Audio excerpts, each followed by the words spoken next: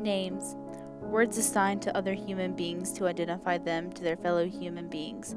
We walk around every day, calling out to one another, using words of a specific language to address a chosen person. Even without knowing a person's name, we still use them to direct our thoughts, like the blonde woman or the man with the beard. All of these words describe the names and people and world around us. These words direct us. But what if there were no names?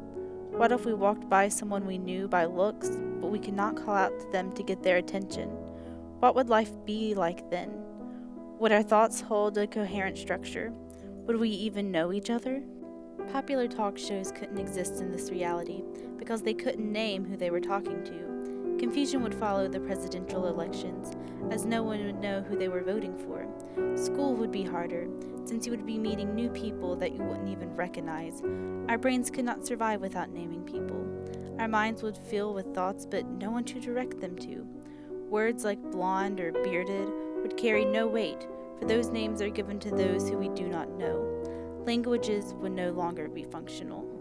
If there were no names, nothing to describe a person, would they even exist? Could they exist? Is that why names were invented?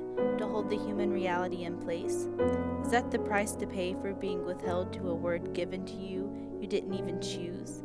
Is being trapped by a word worth your existence? People who change their names can create a whole new reality for themselves. Breaking away from a particular word can open up 1,000 possibilities. Also, those people that give you names, do they own you?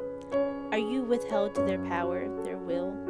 We name animals, and by society's standards, we own the animals we name. If the government named you, would that mean they owned you? Is being safe inside the confines of reality mean you give up your freedom? That is the conclusion I came to. Now, you may be wondering why I asked you all of these difficult questions. You may have already left. The ravings of a mad woman sent to torture your subconscious is not worth the time it takes to listen. Exactly what your captors want you to think. Who do you think started the naming process? Wouldn't it be the people that owned you as well as the entire human race? Reality is what we believe our world exists in, what we don't want to break away from, when, in fact, it is the very thing that holds you hostage, holds you back from true freedom. Now that you've realized this, I only have one last question for you. What is your name?